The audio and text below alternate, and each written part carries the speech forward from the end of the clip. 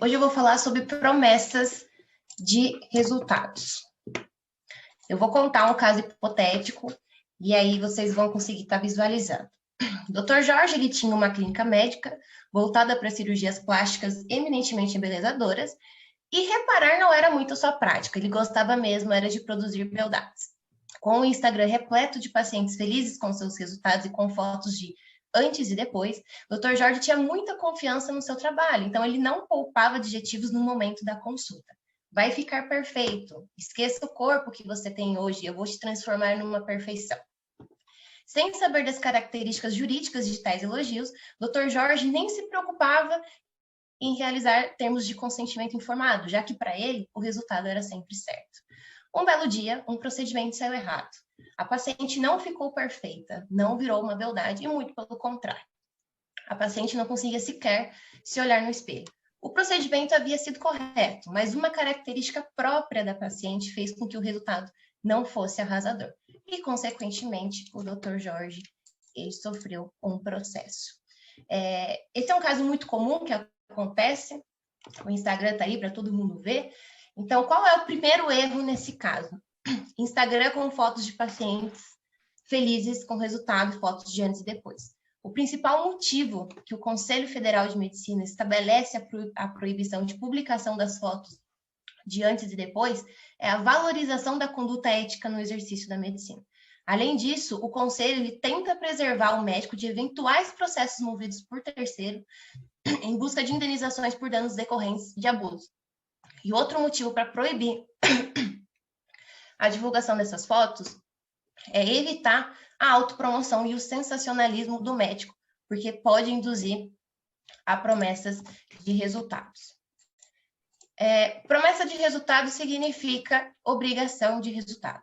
Então, o médico que realiza cirurgia plástica para fins estéticos, prometendo um resultado, ele se obriga a atingir o fim prometido, como foi acordado com o paciente. Então, se ele não tiver o resultado proposto, ele tem a responsabilidade, mesmo que ele prove que foi diligente, prudente e perito.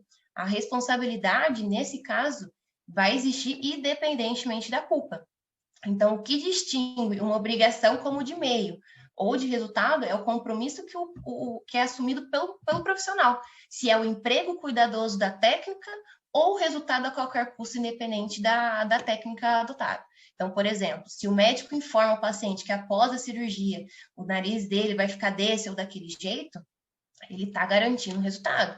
Então, ele responde em caso de dano, né? Se, por outro lado, ele afirma que vai fazer de tudo para chegar naquele resultado, mas não promete que vai conseguir, né? Ele garante o emprego da técnica. Então, ele responde de maneira subjetiva. Outro ponto que eu contei, ele não fazia termo de consentimento informado, que é um documento muito importante. Então, ele deveria ter esclarecido de maneira expressa a paciente sobre todos os riscos que são inerentes ao procedimento cirúrgico, né? Para que a paciente ela tivesse ciência e aceitado as possibilidades de um perigo, né? Aliado ao fato de que o médico ele utilizou a melhor técnica de intervenção que, né, era exigível à época. Então, não tem como falar em responsabilidade civil de um profissional da medicina por intercorrências que são alheias à sua vontade, que comprometeram o resultado almejado, que foi o caso desse, que eu contei, né? Foi uma característica própria da paciente. Então, aqui eu trouxe, inclusive, duas decisões, mas não vai dar para vocês lerem aqui, que afasta a responsabilidade do médico, que fala que o erro médico ele não foi caracterizado porque houve a correta assinatura e o preenchimento do termo de consentimento informado, né? E que fatos, características próprias da paciente não significa que é um erro médico.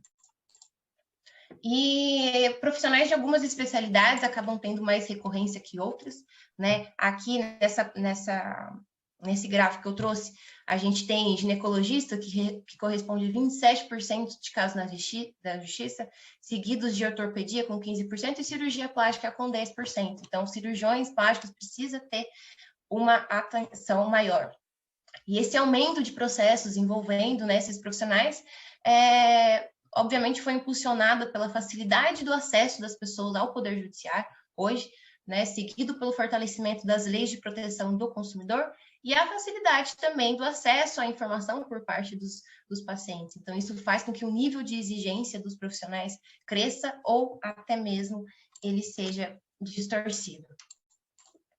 Então, mas como que uma assistência jurídica ela pode prevenir o médico contra possíveis processos, né? Na assistência jurídica, o profissional ele vai ter uma orientação e treinamento das medidas preventivas, documentos, contratos, termos de consentimento formado, lembrando que não se pode usar um documento generalizado, porque isso não acaba tendo validade jurídica. Condução inicial adequada dos casos críticos, então, por exemplo, nesse caso que eu narrei, seria imprescindível, a atuação imediata nas emergências. Então, eu trouxe esse caso hoje só para vocês ilustrarem, é um caso que acontece muito, eu vejo muitos erros disso. Então, considerando o aumento expressivo desses profissionais e a área da saúde no seu geral, tem que ter um certo cuidado. É isso, muito obrigada.